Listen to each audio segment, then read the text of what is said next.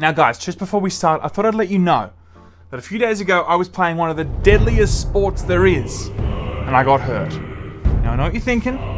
Bull riding, windsurfing, spelunking, something I heard on Batman, but no, not that.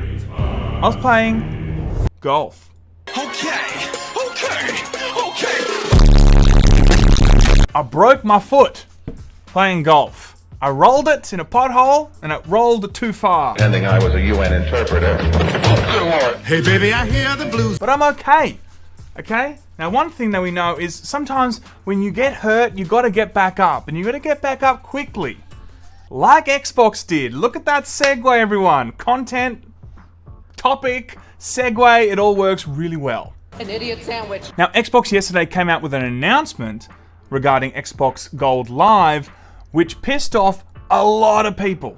And quite quickly after that announcement, they not only reverted back to their original pricing for Xbox Gold Live, but they also sweetened the deal. All this and more after the drop.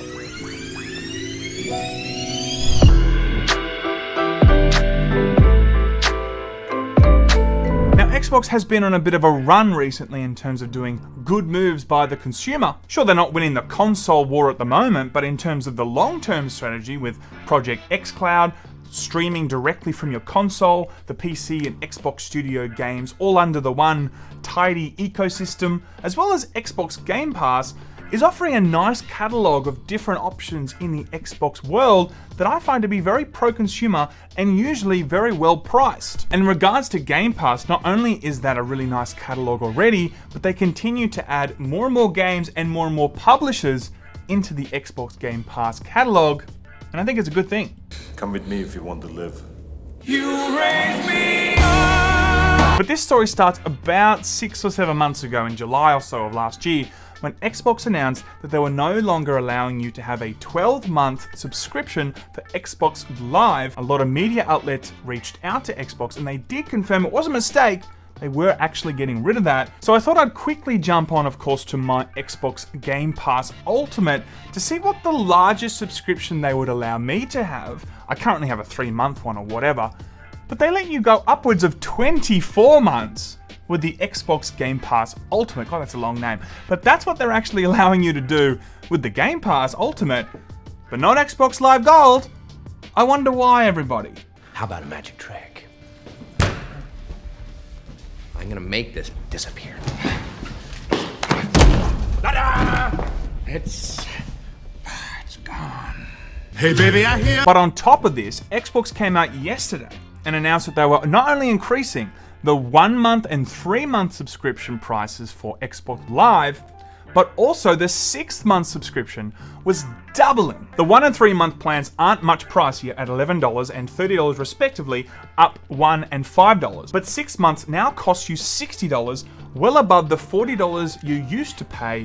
And when there's no longer a 12-month membership, you'll be looking at $120 per year if you insist on gold. Now, it's important to mention that the current 6 months that you did have with Xbox Live was not going to be affected. If you're currently on Xbox Live, your price is not going to be affected. It's just the 1 and 3 month, it seems, that is going to be affected if you are in fact on that plan. Anyone that's currently on the 6 months is still going to be paying that price.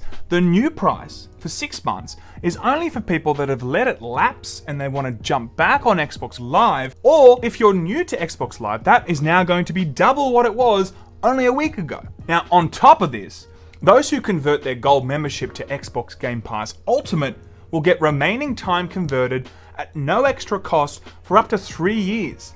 If you still have several months of gold, you won't face another significant outlay for a while. Now, I don't know about you, but it's becoming pretty clear to me what they're trying to do here, okay? They're trying to push you into the good old Xbox Game Pass Ultimate, and they're not even trying to be subtle about it. They just want to push you there, double the price, squeeze the wallet, and get you there any way they can. If only they knew the backlash that was gonna come after it. I have to tell you about the future! I have to tell you about...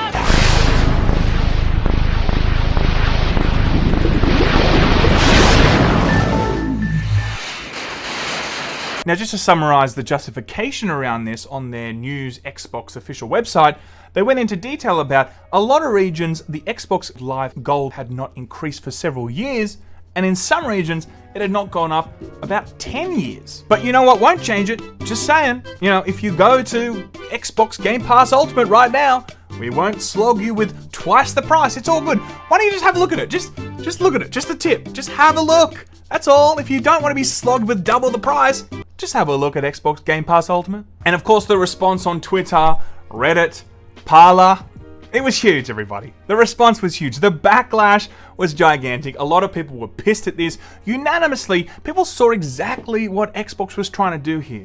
Instead of just justifying the slow migration that's obviously probably going to come as the years go on, in terms of slowly but surely more and more people wanting to use Xbox Game Pass Ultimate, they tried to quicken the process by doubling the amount that the Xbox Live Gold was going to cost you. And in turn, it just pissed everyone off. And this is clearly an anti-consumer move in the face of all the pro-consumer or just good guy moves that Xbox has done in the recent years in terms of all these additional services and cloud function and all that kind of stuff. All the stuff they've been doing and working on to try and compete with Sony, it kind of, today at least, it does leave a mark. And of course, when Xbox saw this backlash and they saw how many people were pissed off, and how Twitter was just erupting, Xbox panicked. So, Professor, would you say it's time for everyone to panic? Hey baby, I hear the blues are... And very shortly after, probably some of the quickest turnarounds we've ever seen in terms of gaming scandals, Xbox came out and completely reverted back to the pricing, and on top of that, offered free-to-play games. Now you don't need a subscription, an Xbox Live subscription, to actually play free-to-play games on Xbox, just to try and sweeten the deal. Aaron Greenberg, of course, went to Twitter to try and undo some of the harm that had been done by announcing no changes to Xbox Live Gold pricing, free-to-play games unlocked, with an updated post on the xboxnews.com where the original announcement was made and it said, "We messed up today, and you were right to let us know. Connecting and playing with friends is a vital part of gaming, and we fail to meet the expectations of players who count on it every day. As a result, we've decided to not change Xbox Live Gold pricing. We're turning this moment into an opportunity to bring Xbox Live more in line with how we see the player at the center of their experience. For free-to-play games, you will no longer need to have an Xbox Live Gold membership to play those games on Xbox. We are working hard to deliver this change as soon as possible in the coming months. If you are an Xbox Live Gold member already, you stay at your current price for renewal. New and existing members can continue to enjoy Xbox Live Gold for the same prices they pay today.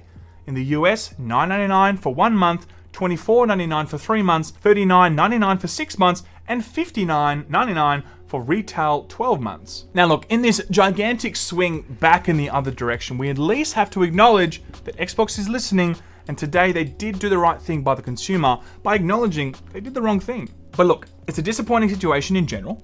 Xbox has been doing some, many right things in my opinion. As I mentioned before, Game Pass, PC and Xbox game integration under the same ecosystem and Game Pass and more. But to try and push people into the Xbox Game Pass ecosystem in general, in the way that they've done, by making people pay more for a service that's not offering anything more, is just a bad move. And it's important also to mention that some people just don't see the value yet, or maybe never, in the idea of actually using Game Pass and using that subscription service to play other games. Some people just want to use Xbox Live, and the whole point is just to give people choices. Let them figure out what they want. And look, the strategy is clear, for me at least.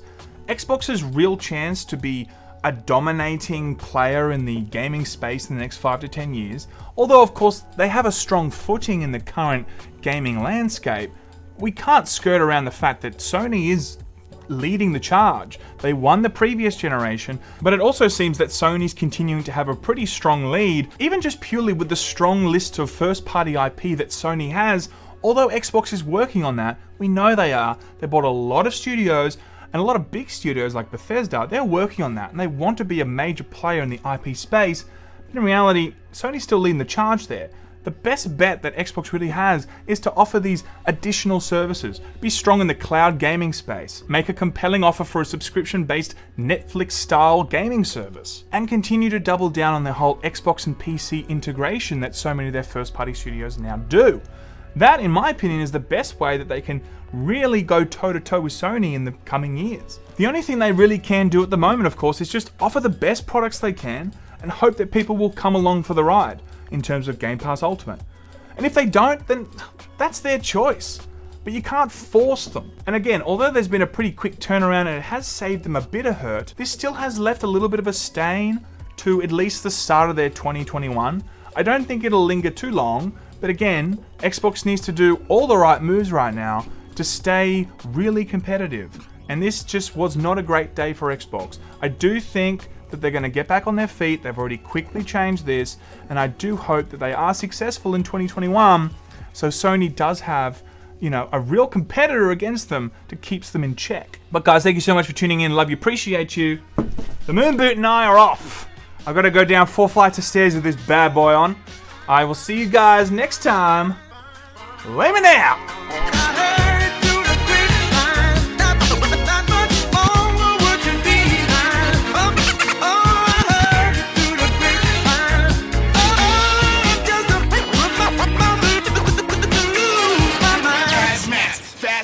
Lining them up like,